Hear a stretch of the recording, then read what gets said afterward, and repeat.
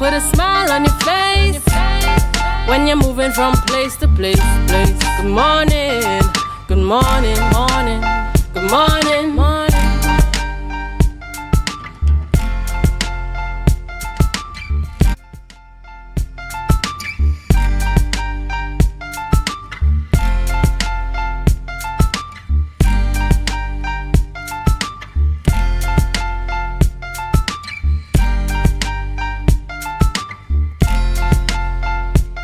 Good morning, viewers, and welcome to the Tobago Updates News Show, coming you here live from the mall in Scarborough, Tobago.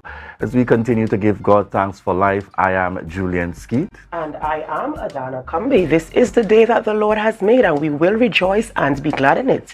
It is Tuesday, 20th February, 2024. Yes, we're heading speed. We're going with a full pace ahead into the year 2024. We're already almost at the end of February. As you know, it is a leap year. So we have 29 days. Yes, for those of you who are thinking that February is ending on the 28th. No. We have one extra day this year. Have you considered what you're going to be doing with that one extra day this year? Julian, how is it? What is happening in your neck of the woods? What's happening around? Very interesting times ahead. I'm looking at our background here, and I'm seeing the cruise ship, and I can't help but thinking about the press conference and information, and I'm having that midday chat. That's right. With the minority leader. One of the issues being raised, speaking about the numbers and the records. And what's very interesting to me is that ultimately we wait to see what the feedback will be, because I honestly do not think that a secretary gets these numbers on their own, so to speak. That's right. So I really wait to hear the collective in terms of that responsibility, because I feel like this is a discussion that started years ago. Mm-hmm. I recall vividly in the times of former secretary as well, then for tourism, issues being raised in relation to the numbers. And I'm saying to myself, have we not gotten to a point where we are able to disaggregate and to separate and to say, right, these are the persons who are coming international by way of flights coming direct to Tobago. Mm-hmm. These are the persons who, might just be coming in through, in transit and so on. I knew there was the issue with, all right, fine, you arrive in Trinidad, you come over here on a domestic flight. Have we found a method to be able to separate just yet, in terms of to know when you see Adana and Adana's cousin, you know that Adana's cousin came in from abroad versus Adana just went to Trinidad That's right. to shop to come back. That's right. So the fact remains, the question is whether or not we have gotten to that point. The technical officers,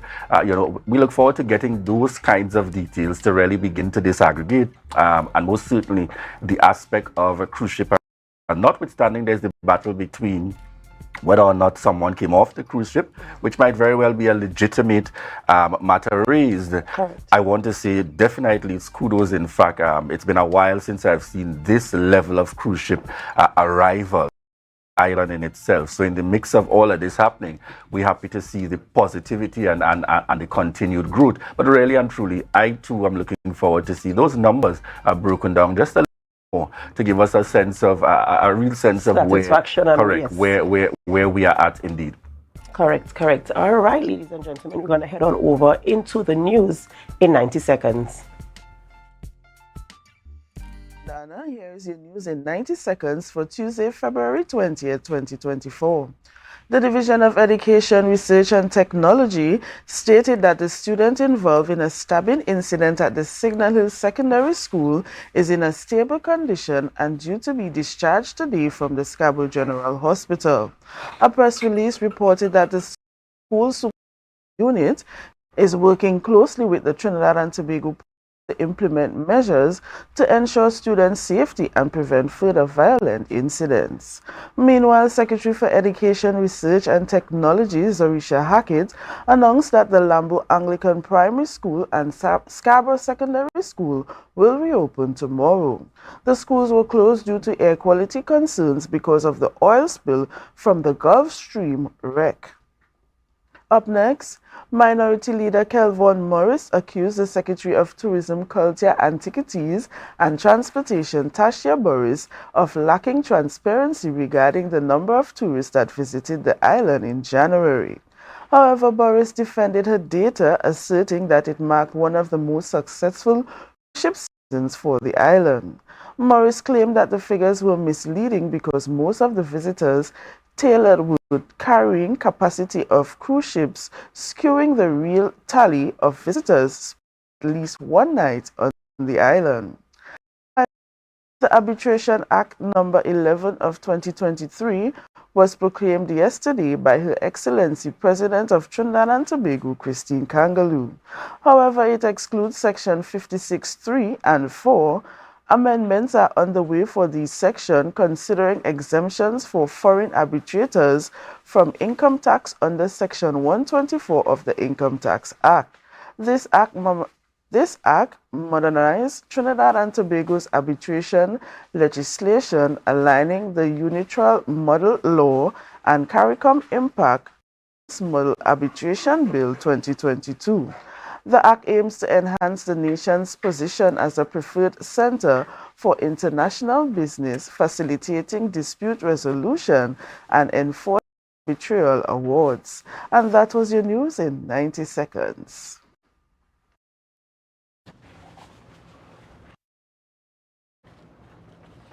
Welcome back. Thank you so much, Biana. Of course, to the morning show. We continue here this morning. We're going to head on over to our birthday shout-outs.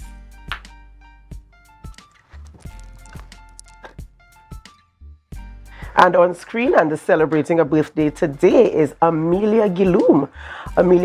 She's celebrating a birthday today. And of course, we want to say a very happy birthday to you, coming from all of us here at Tobago Updates Television. Happy birthday. And given that we just out of the carnival season, I just say, Amelia, our boys. That's right. That's right. You. That's right. Happy birthday going out to you.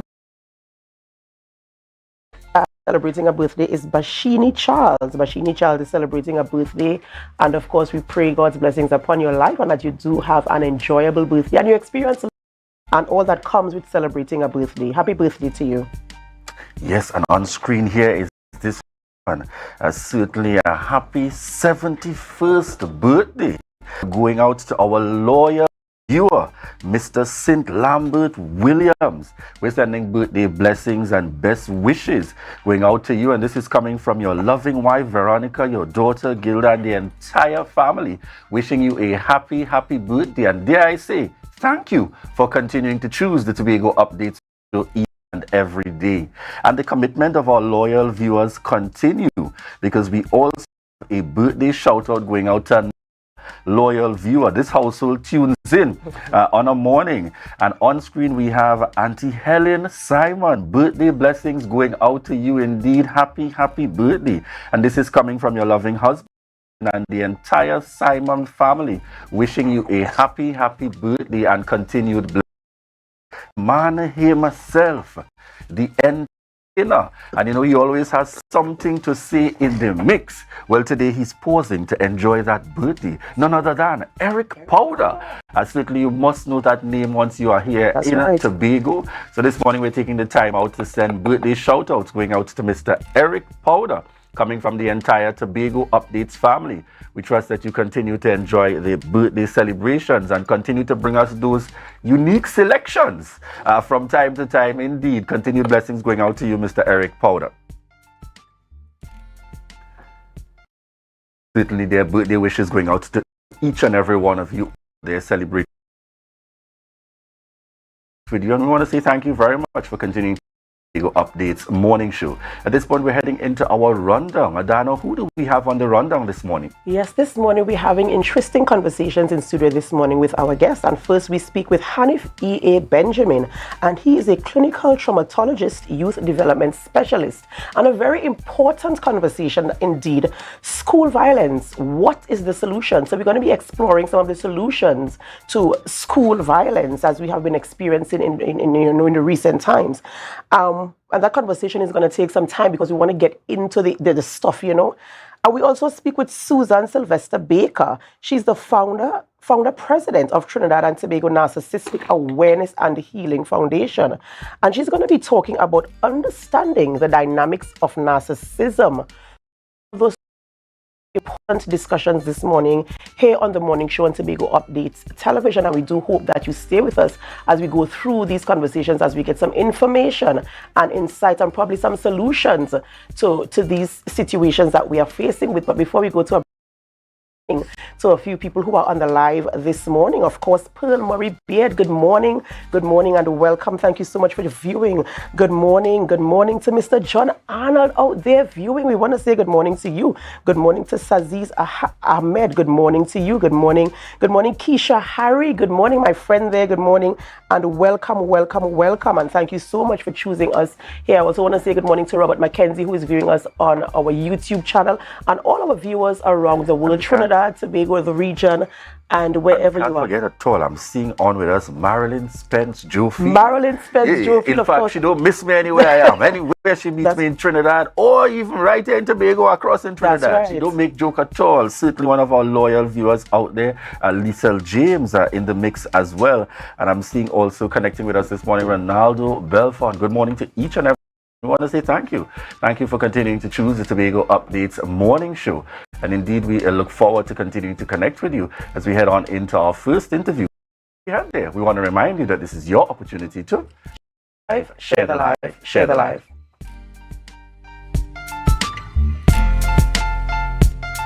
MI4 Security Services Company is the most advanced security service in Tobago. Ask about our cash in transit service. It's safe, risk-free, reliable, and timely. We provide safe banking delivery for all business types and sizes with highly trained staff, 24/7 monitoring, coordinated emergency response, and a well-maintained fleet of armored vehicles. Contact us at 660-7723 or visit our website at www.mi4securitytt.com to sign up today.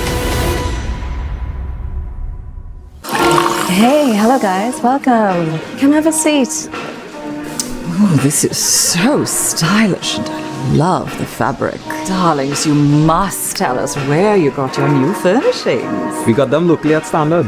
They've got new chic European furniture, crafted from high quality material. Oh, Standard? The collection. Experience luxurious European furniture at a price you will love. The Hive Collection, now exclusively available at Standard.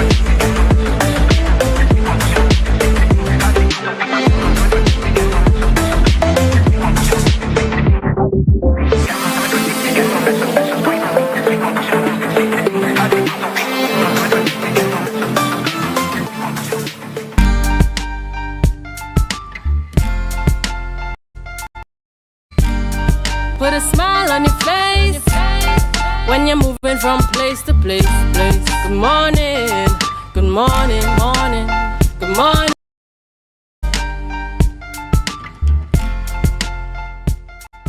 Good morning, viewers. We just at about 7:10 a.m. I'm Julian Skeet, and welcome back to the Tobago Updates morning show, coming to you from the Port Mall in Scarborough, Tobago. As we head on into this first interview, we'll be chatting with Hanif Benjamin, clinical traumatologist, youth development specialist. Let me make sure I get the pronunciation right. And we'll be speaking school violence. What is the solution? Good morning to you and welcome. Blessed good morning. Thank you for having me. Indeed. And, you know, as we get the conversation started this morning, I want us to dive firstly into a sense. And I've worked with you for some time, done sessions, positive youth development and so on. Tell us about your area of specialty in the first instance before we dive on into the topic at hand. For those who perhaps have not heard of Hanif Benjamin and wondering, who is this gentleman coming to tell me? Well, I'm president and CEO of the Center for Human Development Limited, which is a specialized trauma psychological and training and development company. But personally, I'm a clinical therapist, a clinical and forensic traumatologist, and I'm also a youth development specialist and also a field traumatologist. So I mainly trauma in the main, more so from a youth development perspective. As you mentioned, we would have done positive youth development training. So a lot of my work include working with schools, with youth development, youth programs, but also being able to deal with trauma on all levels. All right.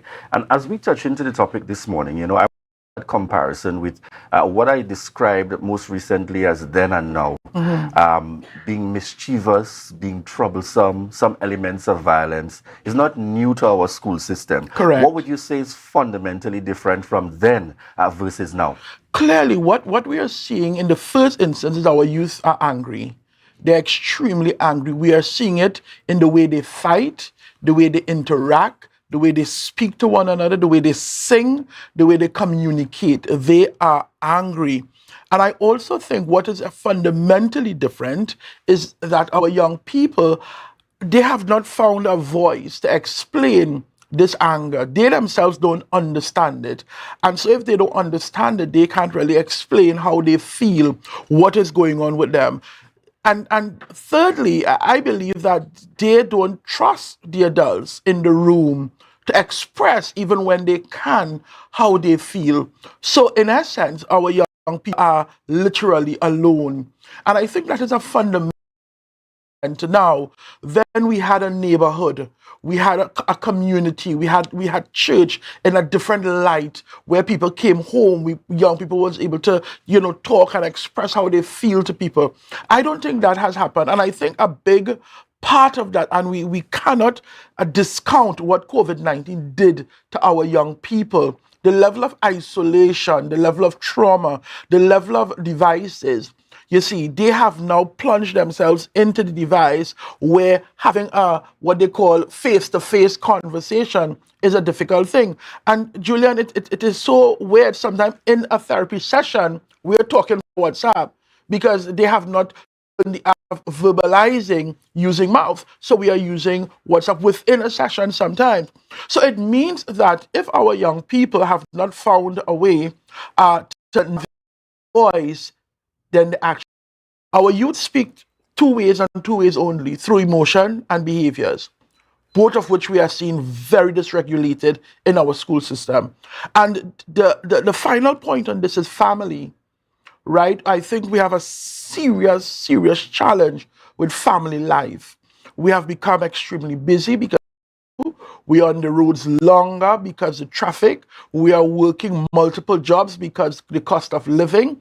And so the time spent with our children, grooming, guiding and molding is also lacking. And we also see where we have a lot of younger parents as well. And so the grandparent effect, it has also dwindled significantly. And Julian, God, somehow our young people are not in the church, mosque, mondu, wherever they need to be as we were back then. It was Sunday school in the morning, Sunday school in the evening, Bible study on a Wednesday, crusade on a Thursday. Now our young people are not in church as well. So when you put all of those factors together, we see what we see in our school, a level of violence that is unparalleled. I mean, it's no longer the knuckle scuff out again. It's different things, gun, weapons that is being used in our school system. So, and I'm listening to you, and so I can't help but just nodding my head as we go along. And therefore, I want to take a bit of a different approach. Many people, when they start this conversation about school violence, you want to speak about the individual in question and the young person. And I always say, you've got to give a young person a chance and to believe in them. At least one person, they need to believe in them. And if I want to start this conversation in the reverse, let's start with the challenges that exist from the perspective of the homes and the communities from which these young people come from. How do we begin to correct things from that perspective? Because people, as I made the point recently, and it's very clear. Young people don't just pop out of anywhere and become violent. I agree with you. And suddenly. So tell us a little bit about what can we do looking at, in the first instance, before we even get to the young person, looking at the homes and the communities from which they come. A lot of persons are going to say this morning, Hannah always, I know bad children. I don't believe they are bad children. Now, there might be some outliers. Something went on with the genes somewhere. But in the main, there are no bad children. Yuri Brunfriend-Brenner, I lecture had for a quick second. Yuri Brunfriend-Brenner developed the ecological model. And in that ecological model, he designed what surrounds the young person straight up until we're talking about in utero. And what Yuri Brennan 1979 told us, that if the social system that surrounds that child is not working, we can't expect a working child.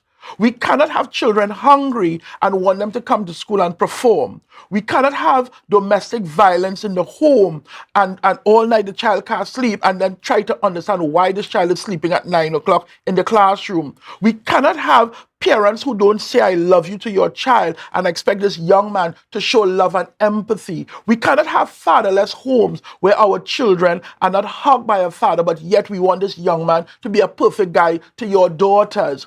We cannot have communities where we just go about our business as if our people are third-class citizens and don't invest in them and expect them to do well.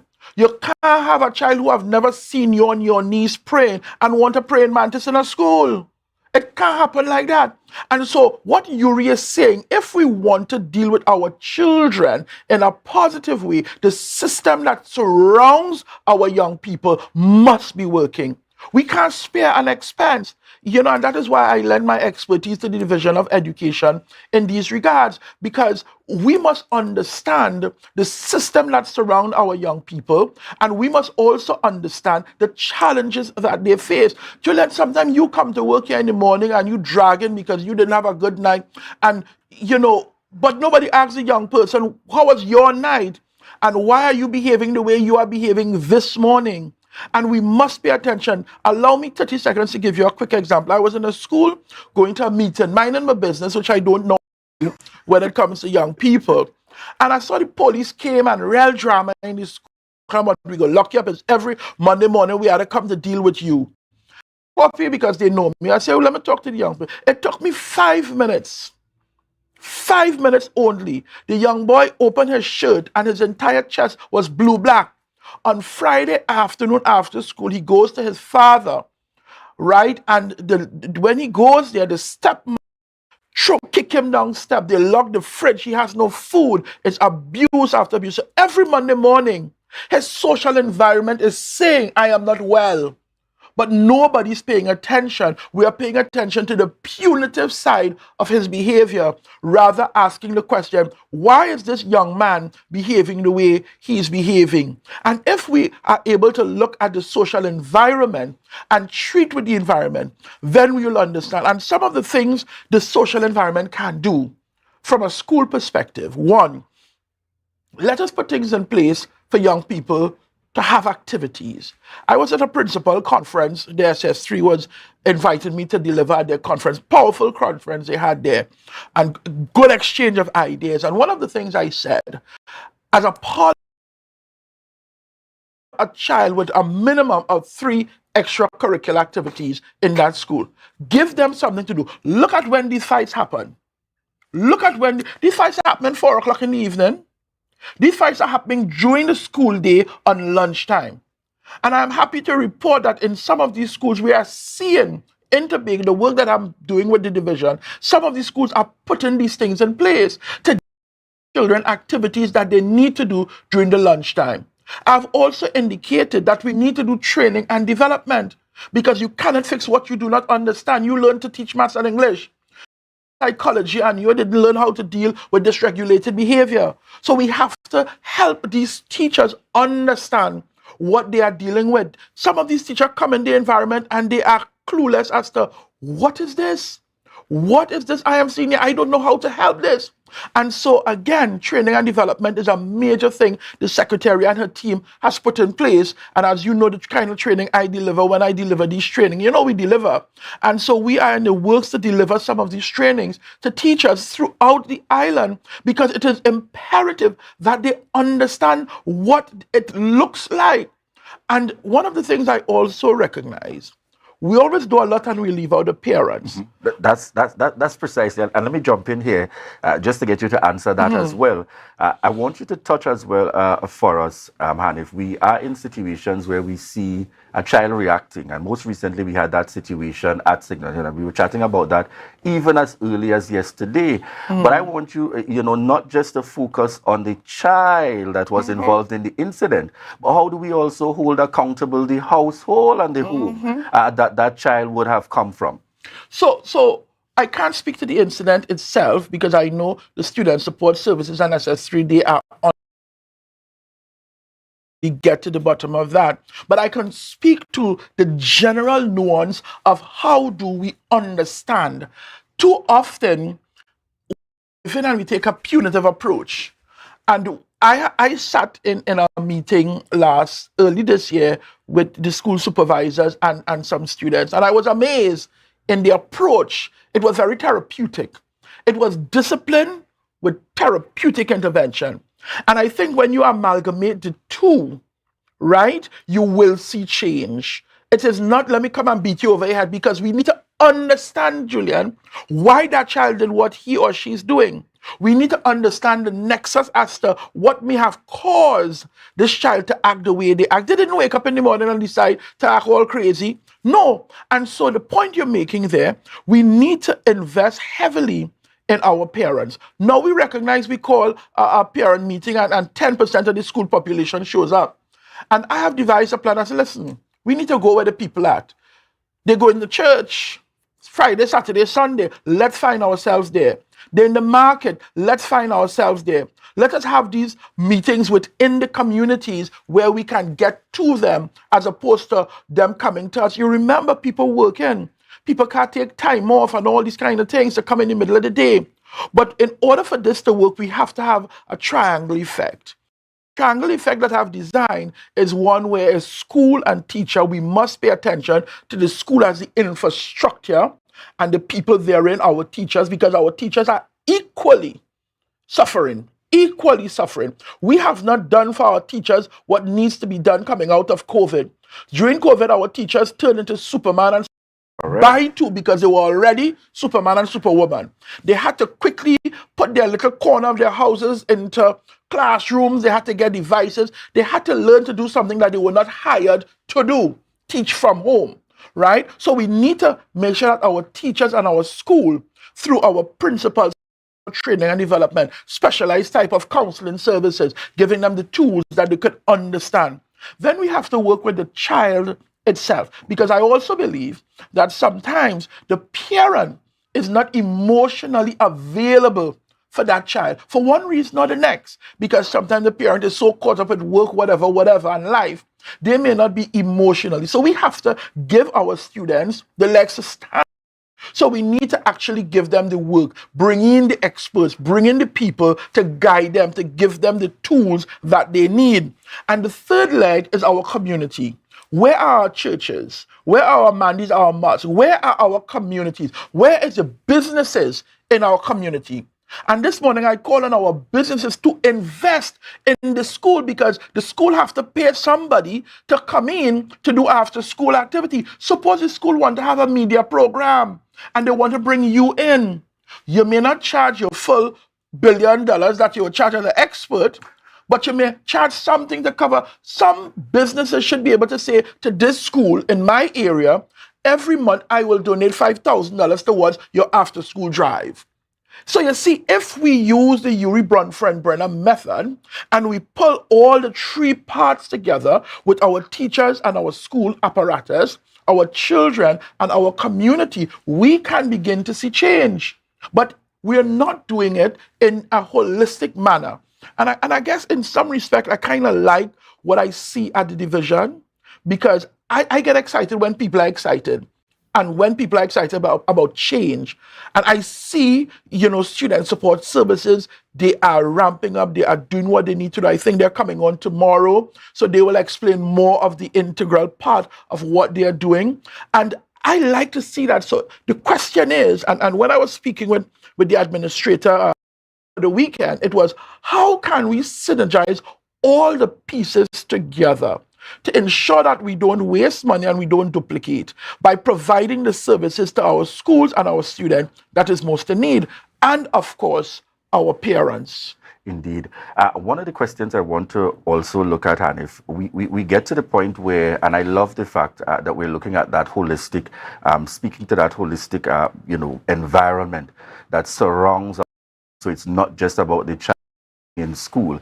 And one of the areas I want to get to, we at some point consider some elements of punitive engagement, not so much so for the child, but for the parents and the household from which they come. And I use the example in relation to, again, discussions which took place yesterday. We have this scenario, things have happened at a school, a child has acted out, attempted to be violent, used a weapon, etc.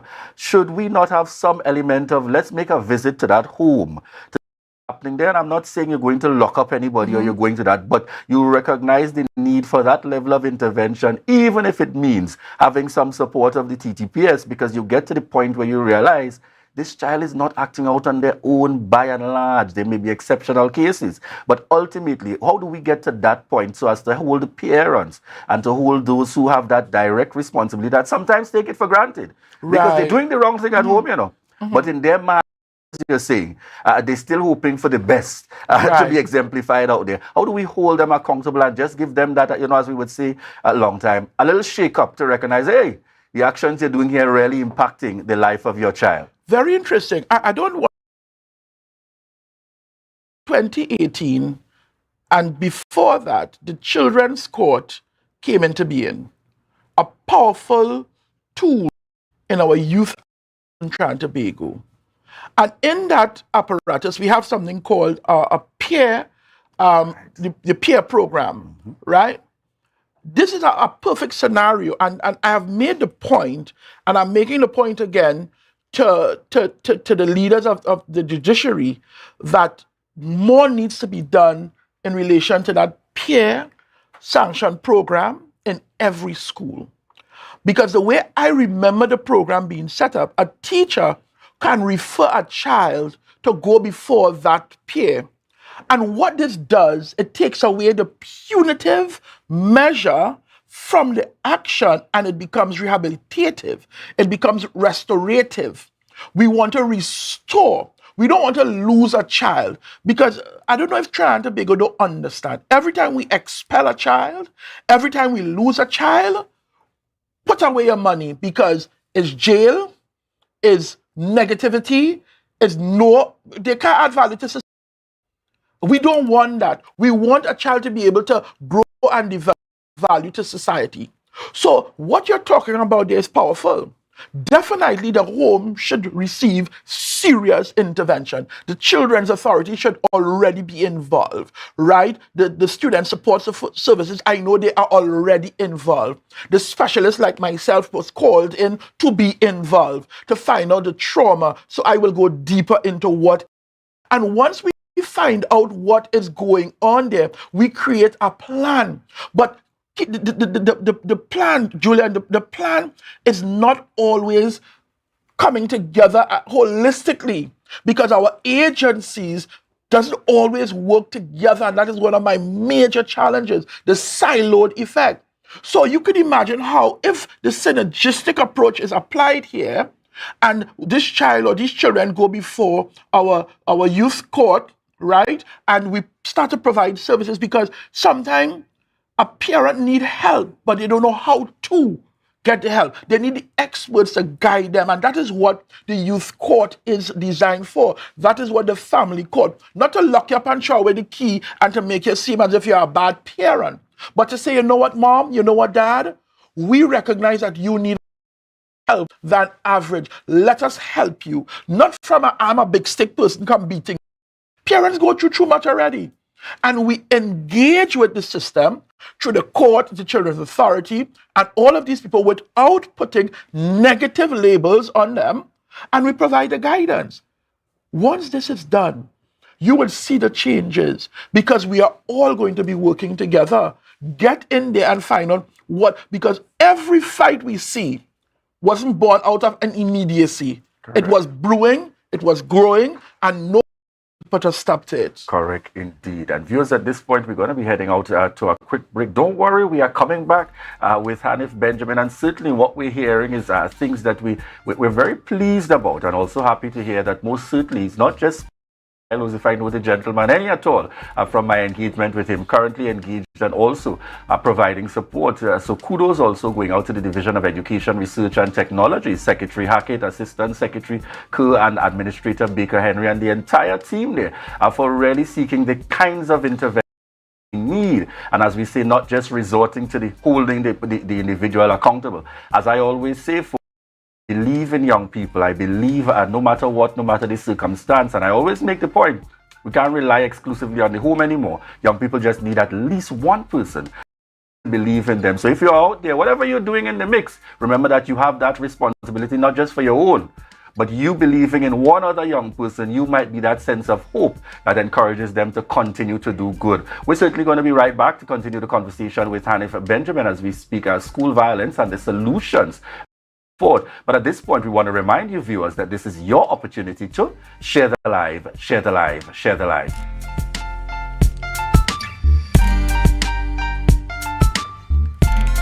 Tobago Glass Supplies has been a leading name for over 37 years in the glass and aluminum market in Tobago. We provide an extensive range of high-quality, innovative aluminum and glass products for commercial and residential use. Competitive prices with superior and professional services by committed employees who are guided by rigid quality standards.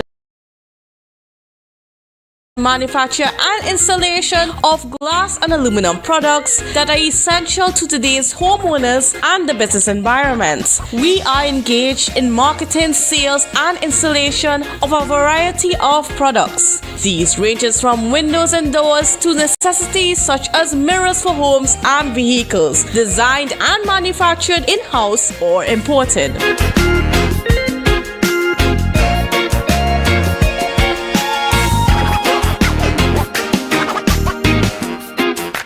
Everyone, it's your boy Harry here from Authentic Car Clinic, located right here in Tobago at Storby Local Road. You can WhatsApp us or call 366-4173.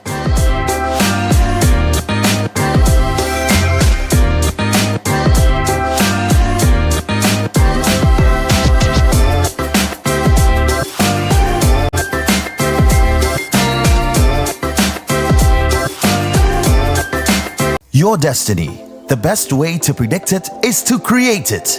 Do you see yourself exploring exotic destinations or spending quality time with family? However you see yourself, create your own retirement destiny with Tata Life's Destiny Personal Savings Booster.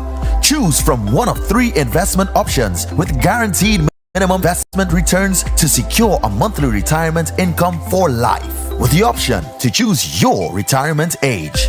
So what's your retirement destiny? Call 62-TATIL or visit tatil.co.tt to learn more today. Conditions apply. Tatil Life, a member of the Ansa Makal Group.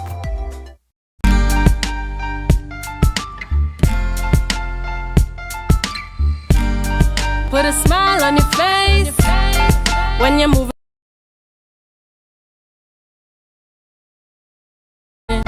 Good morning, morning.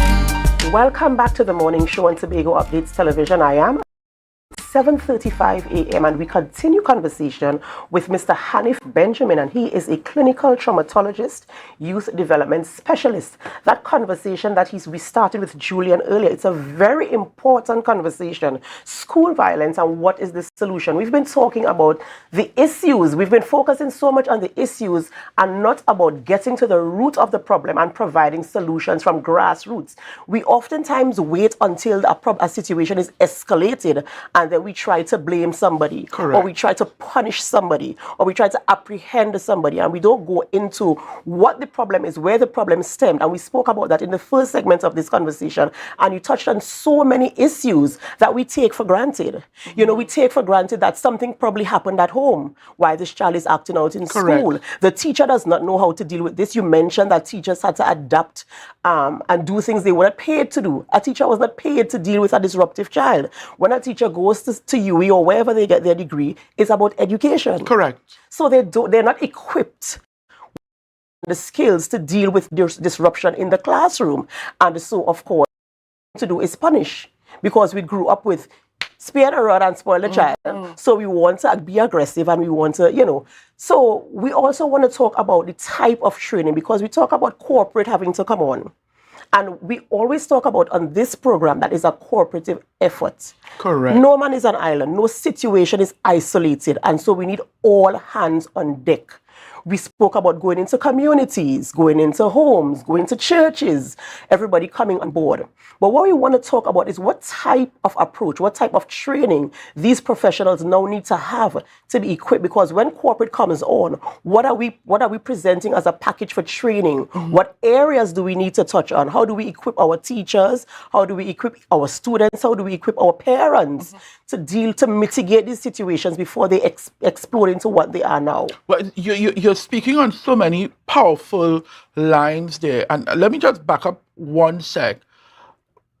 Our parents must understand that when something goes positive in the school, it affects all. And if something is negative in the school, it also affects all. I want people to understand that the issues in our school touch every single household. Correct. Bar none. Whatever your position, every household is affected. And so if we are to provide a solution, it must also come from every single household, including corporate Tobago. And so the clarion call is to get corporate to come on to support the division, in my view, in relation to the training. And one of the things, again, for tutors was the Student Support Services Division last year brought me on to do a training on serious emotional disturbances for their guidance counselors and social workers in the school. Again, because there is a belief that we are not understanding what is serious emotional disturbances. And that is what we have been seeing post-pandemic, where our children, they are not diagnosed per se with a diagnosis in terms of mental health, but they are going through serious emotional challenges that they have not learned how to manage. And so as the professionals, we must learn to recognize when that young man is heading down a trajectory that is not positive. We must understand when this child is loud and aggressive in class and all of a sudden this child is no longer loud and aggressive. For a teacher, you might celebrate because you don't have to, but something is wrong. That's right. And so one of the trainings we did last year with the Student Support Services was understanding serious emotional disturbances in children and adolescents. And again, conference, the SS3 put out a clarion call that training will be happening. And I want to be bold enough to say that training will be happening. And that training will be done for our primary school teachers soon enough, because they too need to understand. Because I tell my teachers, yes, you went to UE to learn to teach math, English, or social studies. But let me tell you something. Inability to teach comes out of the serious emotional children. When you come to school, you want an environment that can be calm enough to allow knowledge to flow and move. But if a child or children is emotionally disturbed, then you can't do that. And so that's one of the training that I have carded, understanding serious emotional disturbances along with managing stress in the classroom. I'm going to teach teachers how to manage the level of stress in the classroom. Because as I said, as a teacher, you come to school with stress. Right? As a child, they come to school with stress, but we don't pay attention to the stress of the child. The stress of the child is then translated into a behavioral issue. And so we need to recognize when that child comes to school in the morning. We're also going to be looking at dealing with aggressive children, how to manage aggression, how to recognize aggression. For example, you don't loud up a young man, you don't embarrass him. When you do that, what happens? Right? That young man locks off. They don't like no embarrassment and shine up thing. You have to understand the culture of adolescence, which is very different to what it was long time. And so we have to help them to.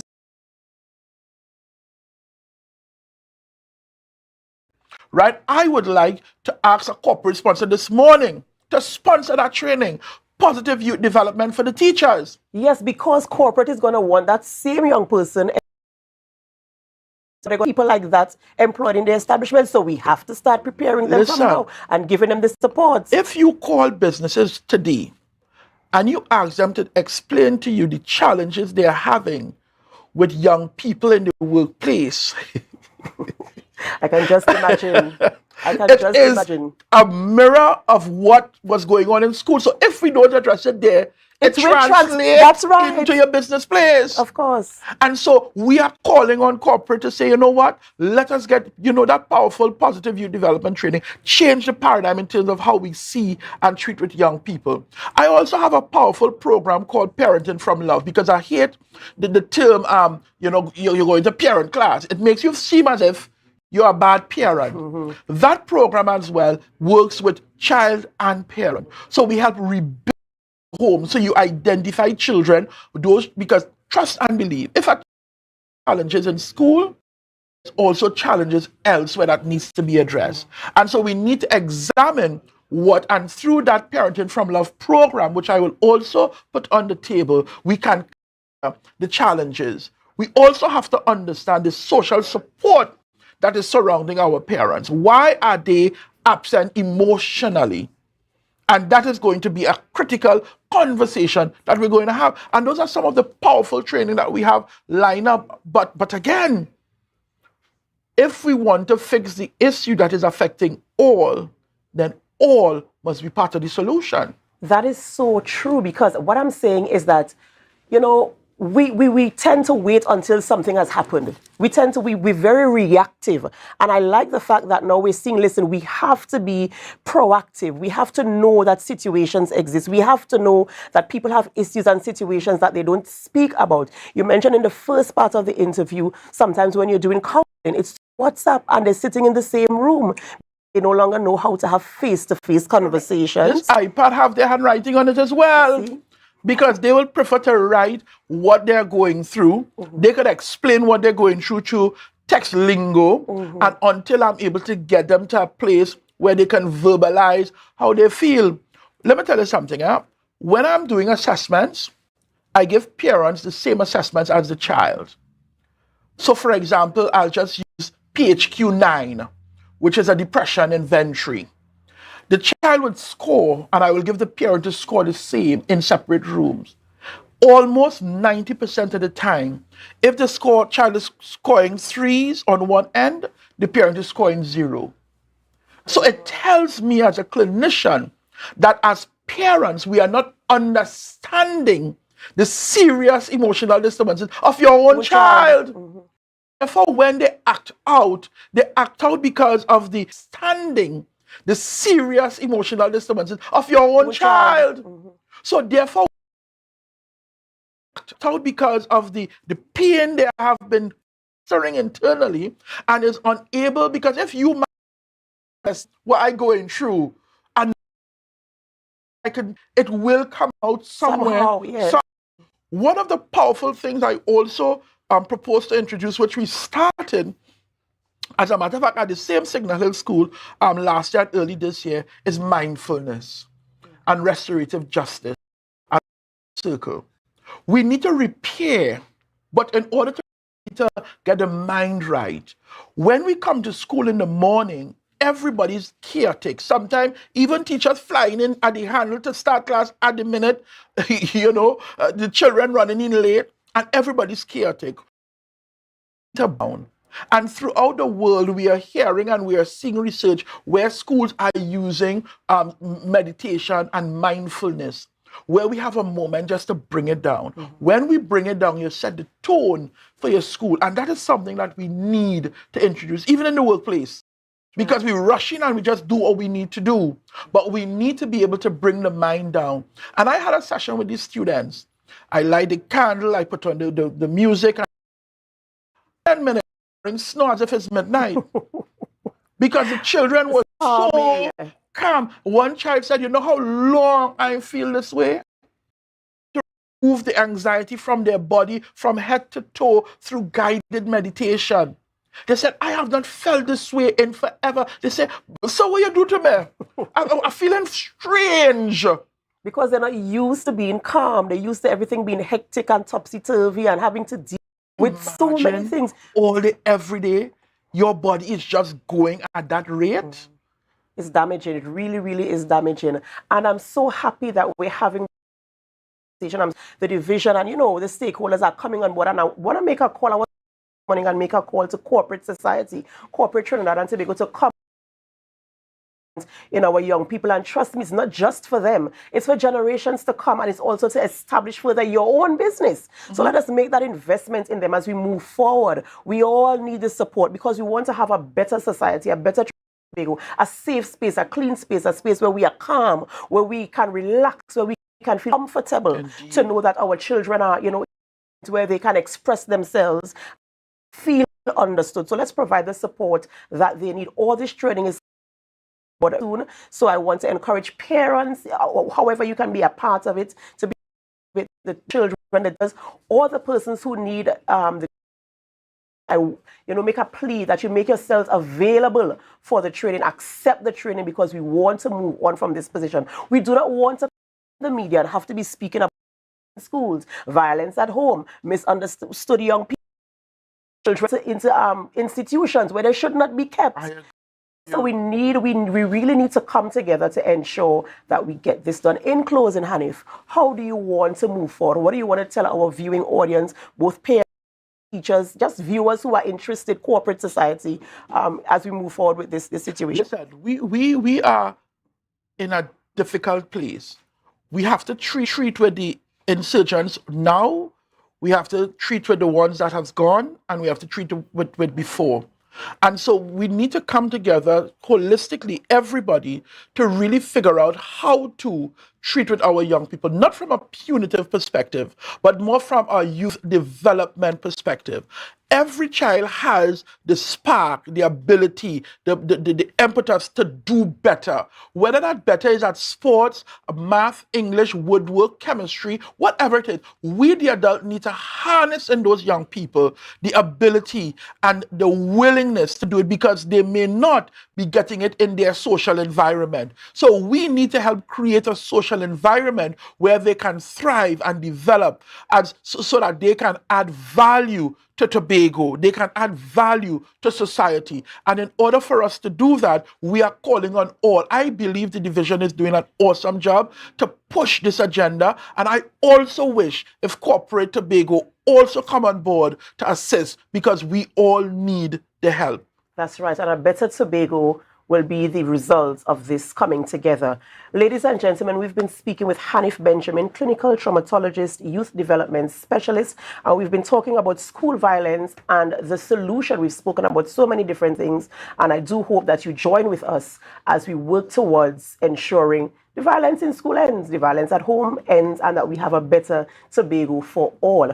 Okay, ladies and gentlemen, we're going to go for a short break before we continue conversations in studio. And of course, before we go, we want to invite you to share the live, share the live, share the live. We'll be back.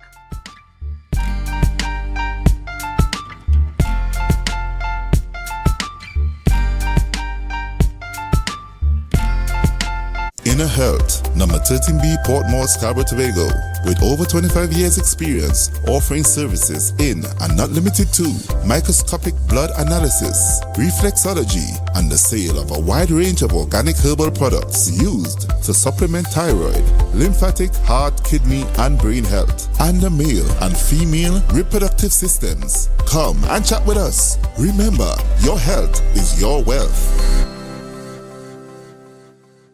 Rotisserie, mouth-watering fries, salads, combos, and specials galore. Feeling for something to eat? Come and see. Our rotisserie is seasoned to the T. Kicking chicken, masala, and jerk roast. Crispy fries made from scratch. Who do you know can beat that? Or salads freshly cut and packed. When you taste it, you'll be wanting to come back. So come check us out on number 2 Robinson Street, Uptown Scarborough, Tobago. We open on Saturday nights from 7:30 to 11:30 p.m. Monday to Thursday, we're open from 10 a.m. to 9:30 p.m. and on Friday, 10 a.m. to 4:30 p.m. Contact us at 772-7443 and all social media handles at The Rotisserie Factory.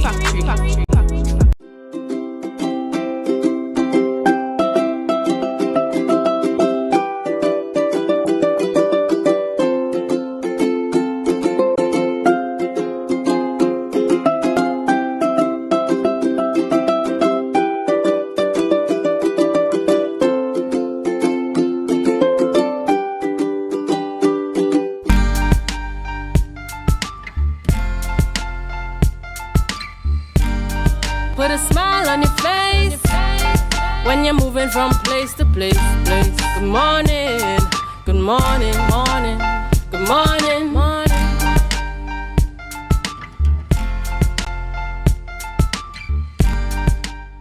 Welcome back to the morning show on Tobago Updates Television. I am Adana Kambi, and we continue conversations this morning. We're speaking with Susan Sylvester Baker, and she's the founder president of Trinidad and Tobago Narcissistic Awareness and Healing Foundation. And we're talking about understanding the dynamics of narcissism. Good morning and welcome. Hey, good morning. Thank you for having me. Thank you for joining us this morning, of course. We're going to go head on straight on into the conversation this morning. We're talking about understanding the dynamics of narcissism. So why is it important for us to understand these dynamics? It is important to understand the dynamics of narcissism because narcissism is one of the root causes of domestic violence. We see this plaguing our society today. In our group, which is the Trinidad and Tobago Narcissistic Awareness and Healing Foundation, it was formed because of narcissistic abuse being recognized against women. However, I did my research, I realized that it's not only men that are narcissists. So we embarked on a journey to educate not just women, but men as well. However, the issue is that more women come forward. So what we are trying to do is to get the men to come out as well. And I'm happy that you had that conversation, Mr. Benjamin, this morning, because one of the things we're going to discuss is the father's role in the home. And being the father, you know, he's supposed to be the leader in the home. So what we are doing, we are having a men's workshop on the 2nd of March at the corner of 5th Street and 5th Avenue in Barataria. And this workshop is geared towards men only. And it is to help men to understand if they are in a relationship, a marriage, or maybe a parent, a co-worker, where psychological and mental abuse, then they need to look into it further. I have had some comments on the advertisement that I have that is really sad because sometimes men tend to be in situations and they get emasculated and they believe that, okay, you know, they have it. They don't have to. You need to have knowledge. The knowledge is what gives you the empowerment to be able to make a difference. And you're not just making a difference for yourself. You're going to be making a difference for those same children that Mr. Benjamin spoke about, where you see in so many different dynamics of children, you know, the experiences that they have at home. You've seen it playing out in the schools, you know. So we need to target it from the foundation and help persons to understand the dynamics of narcissism. Narcissism is something that is formed in the formative years of a child's life. And it is created, it is a neurobiological disorder. It is flawed, and it is not just the male or it is not just the female. It is both, because it is a human thing. And when we are able to arrest this then you find we would be able to implement programs such as what, and I have to keep writing on Mr. Benjamin because he's really head on. I was so amazed, you know. When we target the root cause of it from the home and help to understand the dynamics of it, you know, then we are able to make a difference from birth, from in the womb. You know, we have to help persons to understand that narcissism of itself, being a personality disorder, it forms because of a genetic predisposition and the environment. So if you have a genetic predisposition to become a narcissist or to display narcissistic traits, which we know can be very devastating in society, we have seen it because a lot of times you look at behaviors of children, you look at behaviors of even the young ones who don't understand what is happening to them and they resort to crime as a form of control. we see it playing out there. There are so many dynamics. So what we are doing is trying to raise the awareness to help persons to understand that life doesn't have to be like that. Knowledge is power, and we want you to access the knowledge so that you would be able to take control of your situation. And as you say, knowledge is power. What are some of the topics that you will be covering at this workshop to bring this heightened awareness to narcissism? All right, so we're going to be dealing mainly with what is narcissism. Because, narcissism is so misunderstood. Everybody talks about a narcissist these days. You keep hearing it all over the media. People keep using it. Once somebody has some sort of maladaptive behavior, you align it with narcissism. So we're going to be getting into it and discussing exactly what is narcissism. We're going to discuss the science behind the cycles, because it is behaviors that come wrong in cycle. We're going to discuss the difference between the female and the male narcissist. We're going to look at the dynamics of the female and the male narcissist. Is it that narcissism can be cured? Because there are some persons that says it cannot be cured. There are some persons who believe it can be cured. So we're going to get into the dynamics of how we're going to treat narcissism. And another thing is that persons tend to find themselves in relationships, especially marriages or romantic relationships, hoping for change, hoping for things to work out, especially if the partner is abusive physically, right? So you have the psychological, the mental, the emotional, financial, and physical abuse can portray itself, and it comes around in a cycle. When these behaviors manifest itself, people find themselves wanting to fix the situation, because who gets married and want to get a divorce? So we want to understand, could I live with a narcissist? If I learn how to manage this, could it be managed? How can we live with a partner that is narcissistic? How do we raise children in an environment where narcissism is present? It seems as if a lot of information will be transmitted throughout this workshop or this event. So how do persons get in contact with you to be a part? How is the registration process? And I know it's for men only. So when and where and how is this happening? Yes. Okay, so it is going to take place at the corner of 5th Street and 5th Avenue in Barataria. That's in Trinidad. I am going to be coming to Tobago soon, but this time is at the corner of 5th Street and 5th Avenue in Trinidad in Barataria. You can contact me at 348-6586 for registration. You get, with your registration, you get a copy of this book, which I am the author of, Narcissism Has No Face. It goes into the intricacies of all that we're going to be talking about and discussing, so that you can have this as a manual to keep, so that you can always refer to it, because we meet people on a daily basis with different types of personalities. So you want to be able to use it as a guide. My story is in there as well, how I started the organization. So you want it as a keepsake, right? The cost of the event is $450, but with the $450, you get a copy of the book, you get tea plate, and you also get lunch. Plus, you get an invaluable amount of information.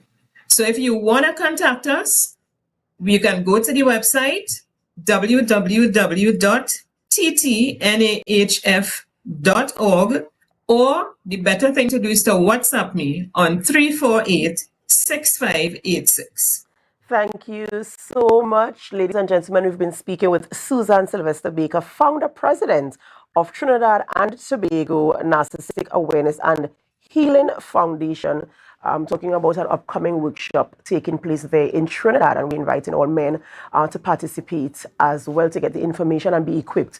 This is where we end the morning show on Tobago Updates Television, but we do not end our programming this morning. We head on over to Tobago Notes, and right after, it's GMT with Candice Jackson. So we invite you to stay with us. And as you stay, of course, we invite you to share the live, share the live, share the live.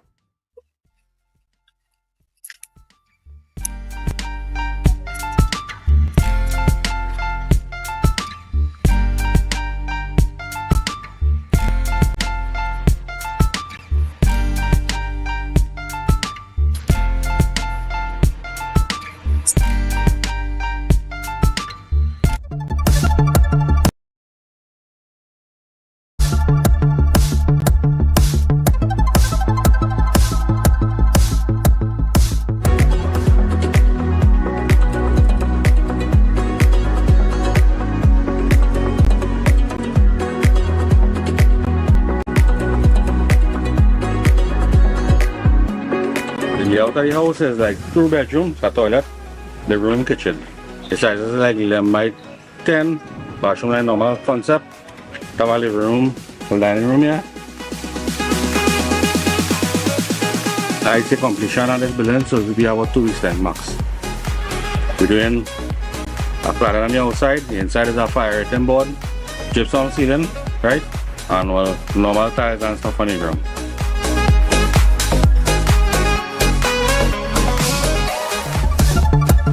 That was a production of the Department of Information, Office of the Chief Secretary, Tobago House of Assembly.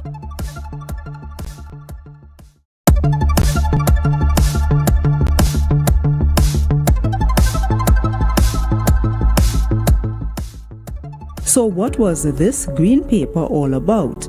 Several persons, including representatives from governmental and non-governmental organizations, had their say regarding the national HIV and AIDS policy, focusing on areas such as prevention, treatment, care and support, as well as advocacy and human rights. It is estimated that the total number of persons living with HIV in Trinidad and Tobago is just over 11,000. The NAC, in its efforts, is working towards reducing this figure, and it is at this time attempting to meet the United Nations targets of 95% of persons living with HIV knowing their status, 95% of persons knowing their status being on treatment, and 95% of persons on treatment being virally suppressed. This year, 2023, marks 40 years since the first case of HIV was reported in our Twin Island Republic. Since then, we have made several strides in our response towards epidemic control. Our successes include the provision of free treatment and care to all, which has changed the face of the epidemic from a communicable disease with high mortality to one with low and declining mortality and reduced rates of transmission in various subpopulations. Think about how much money we really have to spend on health-related issues and all of the other health-related issues that are competing.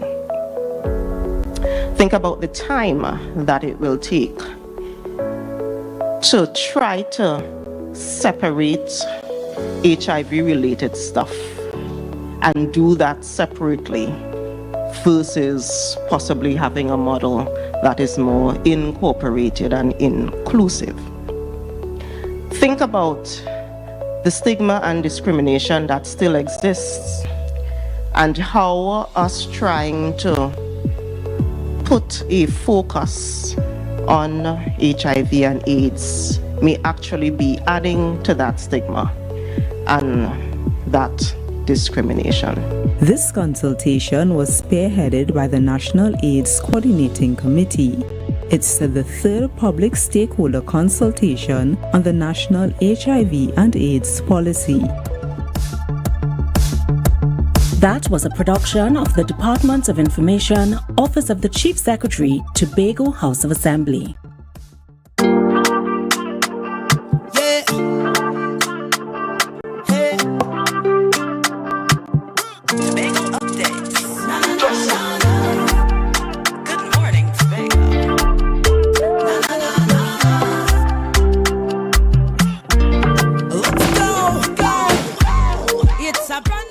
Welcome to Good Morning Tobago on Tobago Updates, your source for current affairs in Tobago, Trinidad, and the region. With the perfect conversations to complement your morning routine, I am Candace Jackson, and let's get started with the news in 90 seconds.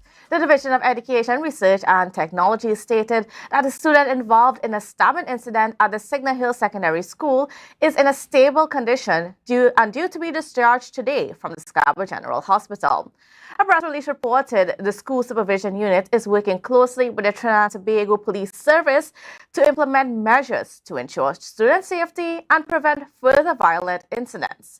Meanwhile, Secretary of Education, Research and Technology Zorisha Hackett announced that the Lambo and Primary School and the Scarborough Secondary School will reopen tomorrow. The schools were closed due to air quality concerns because of the oil spill from the Gulf Stream wreck. And up next, the minority leader, Calvin Morris, accused the Secretary of Tourism, Culture, Antiquities and Transportation, Tasha Burris, of lacking transparency regarding the number of tourists that visited the island in January. However, Burris defended her data, asserting that it marked one of the most successful cruise ship seasons for the island. Morris claimed the figures were misleading because most of the visitors tallied were the carrying capacity of the cruise ships, skewing the real tally of the visitors spending at least one night in Tobago. And finally, the Arbitration Act number 11 of 2023 was proclaimed yesterday by Her Excellency President of Trinidad and Tobago, Christine Kangaloo. However, it excludes sections 56(3) and 4. Amendments are underway for these sections, considering exemptions for foreign arbitrators from income tax under the Section 124 of the Income Tax Act. The Act modernizes Trinidad and Tobago's arbitration legislation, aligning with the UN Cilateral Model Law and CARICOM Impact Justice Model Arbitration Bill 2022. The Act aims to enhance the nation's position as a preferred center for international business, facilitating dispute resolution and enforcing arbitral awards. And that was the news in 90 seconds. And viewers, just to give you an idea of what we have coming up in the program, because of course, you know, we are still tracking what's going on with the oil spill and the wreck that's stuck on our shores, of course, the search to figure out where it came from, all of that stuff. And you're going to be pleased to know that I'll be joined this morning, first of all, by Mr. Logan Williams, and he is a data scientist and researcher and software developer with Bellingcat. And we're also going to be talking with Mr. Darian Mitchell, and he is a GIS specialist with TEMA. And he's the one that's been responsible for those maps that you see in that pretty much depicts where the oil spill is leaking out to, how far the oil slick is moving, and so on. So we're going to be chatting with him about some of the things that he's been finding as he's been doing this GIS mapping throughout. And then we're going to be ending things with a conversation with Creed and Lady Nuts, a new podcast within our space. Find out what that's all about towards the end of our show this morning. And, you know, just to give a little idea of the latest information in regards to the wreck and the oil spill and the leak and stuff, we've had the tiger tanks, frac tanks up in Tobago, and they are being used to successfully contain what's been taken out of the water. And from all reports with team and so on, it seems as though that has been working very well in terms of speeding up the suctioning process and so on. And things are coming together. It's still an uphill battle, still a lot more to be cleaned, and certainly the rocks and that sort of thing that's posing a challenge, but it is coming along. And the teams, again, we're going to continue to say thank you for all the teams that are on the ground and making things happen. But now getting into our first conversation this morning. Now, you may have seen that article from Bellingcat regarding the search for the badge and identifying that badge that's stuck on the reef that's named Gulfstream. And here is one of the people that's very central to this investigation, Mr. Logan Williams. And of course, he's a data scientist and researcher and software developer. So special good morning and welcome to you, Mr. Williams. How are you doing this morning?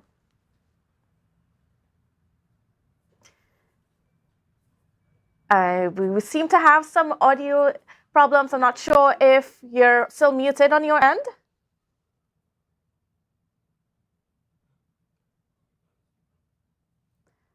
All right, I think we'll be connected with him as our team gets that audio sorted.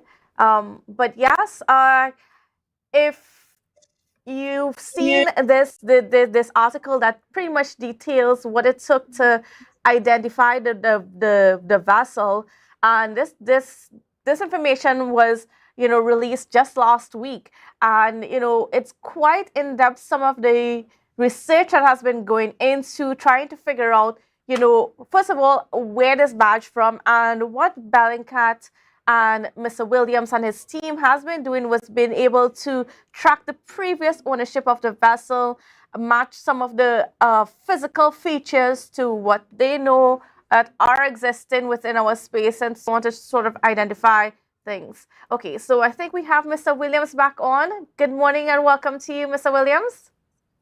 Good morning. Can you hear me now? Yes, we can hear you now. So great to hear you, and such a pleasure it is to have you on our program. Good morning. Yes, thank you very much for having me on. All right. Now, first of all, I just want to get from you, what intrigued you about this investigation and why you put your energy and resources into it? Sure. So I should, I think, start by explaining who Bellingcat is and how we investigate things. So Bellingcat is a group of researchers. We're a nonprofit based in the Netherlands that investigate things around the world using what's called open source information, which is publicly available information that we can find on the internet or with satellite imagery or government records or other data sources like that, that if you piece them together in the right way, they can tell a story of what happened. And we focus in several main areas. One of those is conflicts, war, and human rights.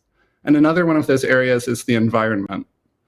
So when I saw that there had been this mysterious oil spill in Tobago and that the vessel had still not been identified, I was really curious what we might be able to learn through looking for open source information and putting it together, and if that might tell a story. And it turns out that it did. Mm-hmm. And of course, you were able to at least track the previous ownership of the vessel. And can you tell us a little bit about some of the things that you guys were able to find? Sure. So in the previous investigation published last week, we were able to identify that the vessel was a barge that had previously operated in the United States, but we weren't able to find out too much about who it had been associated with in recent years. We actually just about 20 minutes ago published a second investigation with more information that we've found that allows us to tell a little bit more. Mm-hmm. So what we've found in the second investigation is that the barge came from Panama, where it had been docked for 15 months and had been renamed to the Sea Marlin while it was docked there. Right. And, what else can you tell us about even the company that would have had it in Panama? Yeah, so we don't know too much about what happened to it after 2022 when it arrived in Panama. But before 2022, open source information that we've found has connected it to a company called Sea Energy Group. And we document this in the latest investigation. And Sea Energy Group has previously been suspected of transporting oil for Venezuela. There was a US federal court case in 2020 about that.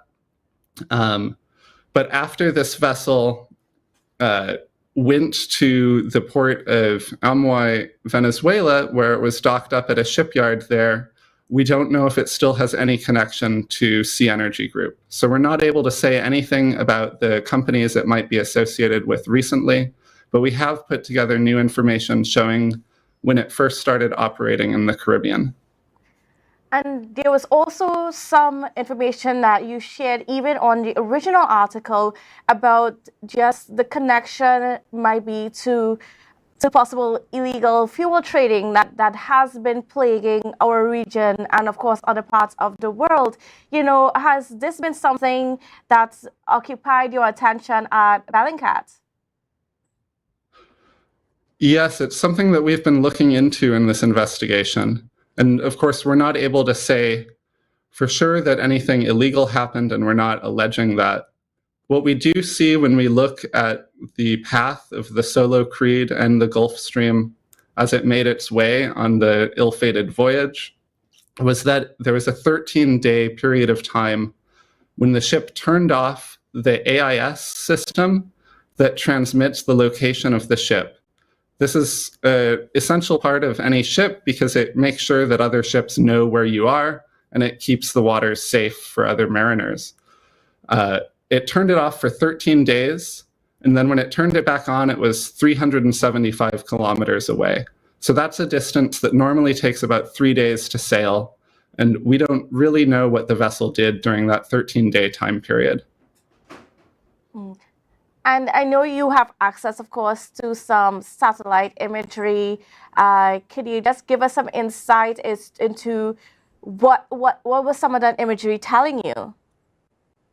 So one thing that we noticed and just published on bellingcat.com is that a satellite image of the vessel... We're having some audio. Okay, there we go.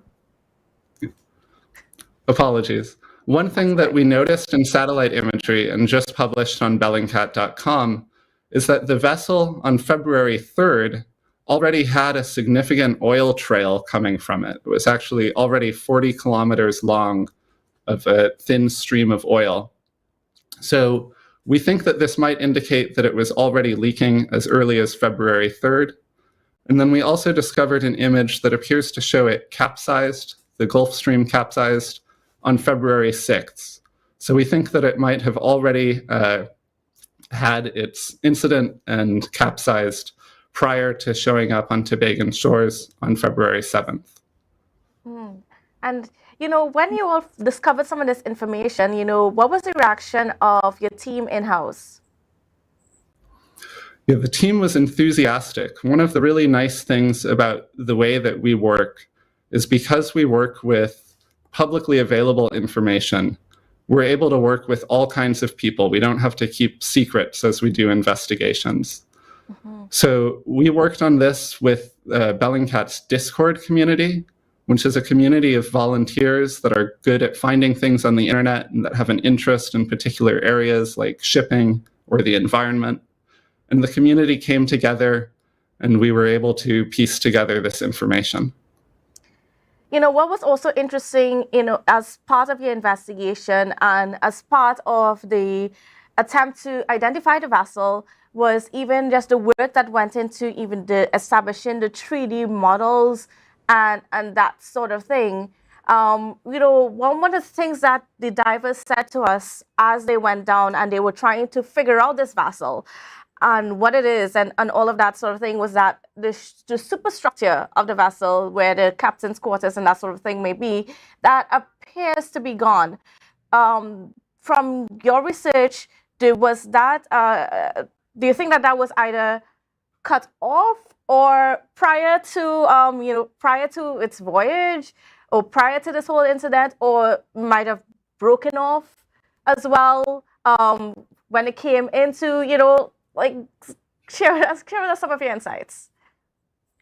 Yeah, I'm not sure what happened to the superstructure of the ship. We haven't found data on that might allow us to piece it together. What I can share is that we were contacted by a person that used to be the chief engineer on the Gulf Stream barge when it operated in the United States. And he shared technical details about how the barge was built and the configuration of the oil tanks.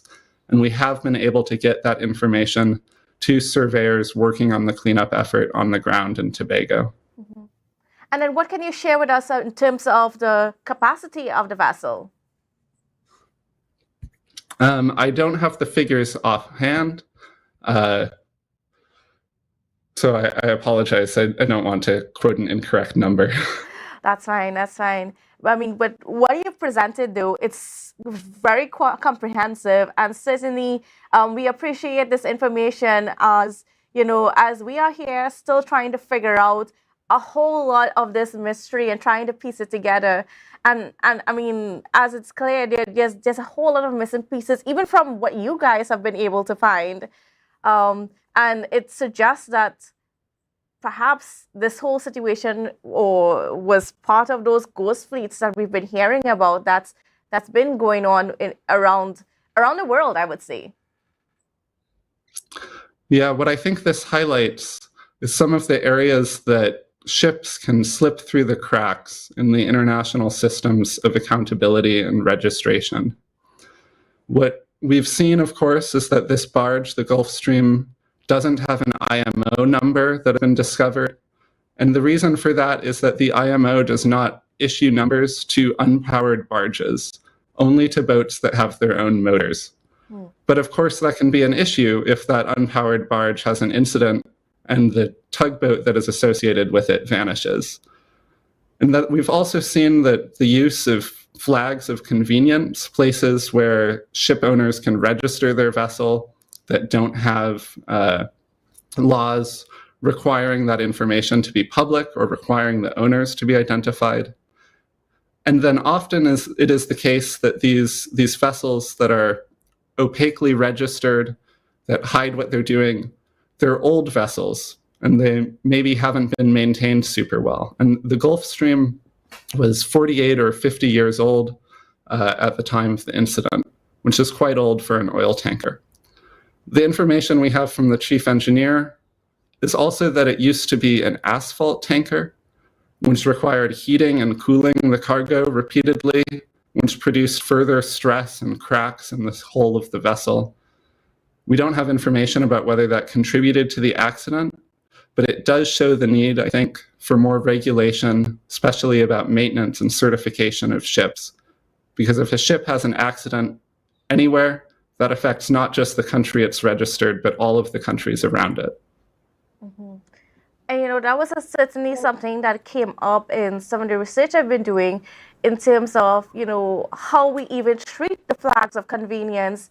And in some ways, that matter was brought up by the UN 50 years ago, but, it was never passed. And now we're here so many years later, and a small island like ours in the Caribbean are now having to do the cleanup mess from something like this. Absolutely. And I hope that this small island maybe could play a large role in building pressure to change some of the regulation around shipping. And, as we get ready to wrap up our interview this morning, and of course, I just want to really thank you for being on with us. It's such a pleasure to be able to have your insights. Is there anything else that about this whole investigation, anything else that you want to share with us? Yeah, I think it's been really inspiring to watch over social media the island coming together to help clean up the oil spill. I've seen lots of posts showing before and after pictures, and I just want on Tobago all of the best in terms of the ability to restore the natural environment and to remove the vessel safely. I want to thank you so much. And certainly we were looking forward to see what other information that you guys gather as the time goes on, because I know this is something that is certainly capturing your attention at this point in time. And we're very, very grateful for your work. Thank you very much. All right, great. Thank you. And viewers, well, we're going to have to take a quick break, but we'll be right back just after this, so don't go anywhere.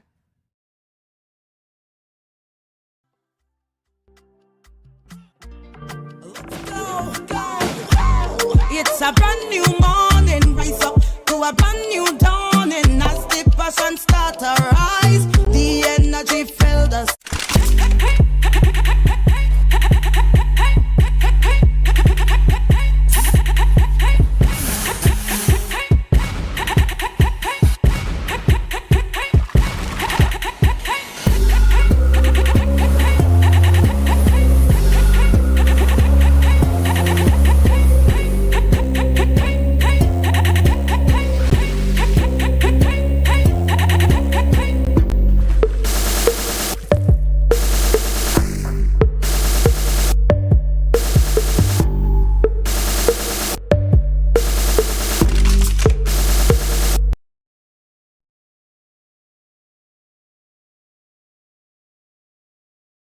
It's a different type of thing down there. And we party till we drop down there.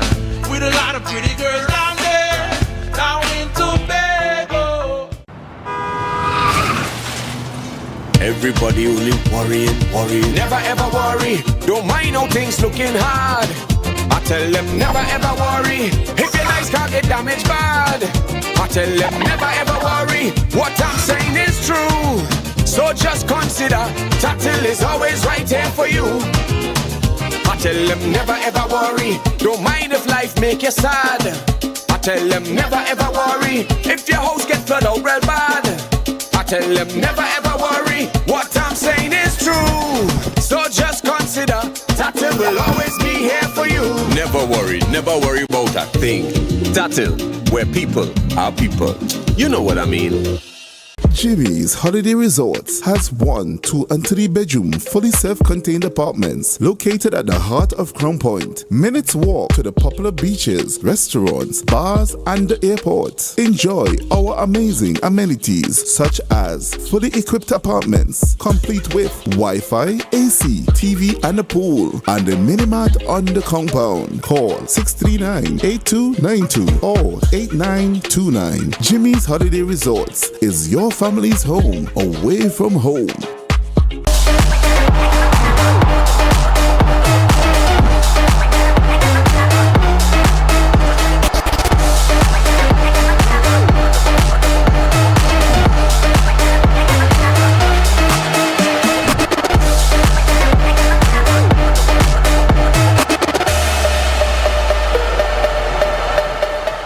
JK Tech, we bring technology to your doorstep. From cutting-edge laptops to reliable printers, we've got it all. Nationwide delivery and a new website for easy online ordering. JK Tech is your one-stop shop for your electronics and computer needs, carrying top brands such as Acer, Samsung, HP, and much more. Follow us on Facebook and Instagram at JKTechTT or visit jktechtt.com.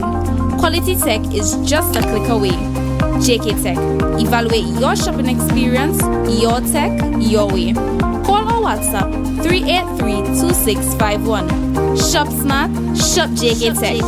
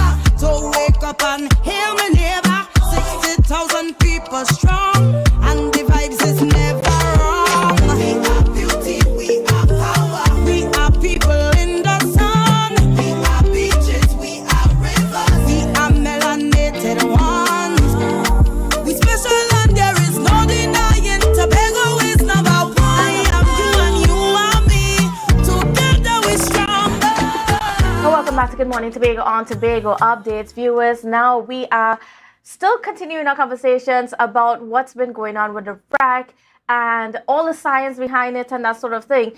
And one of the people that's been very much a part of us trying to even track where the oil spill is leaking out to, where the oil slick is, I should say, is that of Mr. Darian Mitchell, who is a GIS specialist at TEMA. And like I said, his role has been pretty crucial in terms of us figuring out even how we organize some of the response and that sort of thing. So special good morning and welcome to you, Mr. Mitchell. How are you doing this morning? I know you've been working very hard. Good morning. I'm okay for now. It's just a lot of work, but we have to get it done. So, as well as thank you all for having me here to give some sort of light on the situation at hand. Well, certainly. And, you know, your maps have been so crucial in terms of, like, not just helping us here in Tobago figure out, you know, how far-reaching this is, but then also being able to alert Grenada and Venezuela of a possible threat to their shores. Just tell me a bit about some of the work that you've been doing there. Okay, so it's not really a one-person effort, it's a joint effort.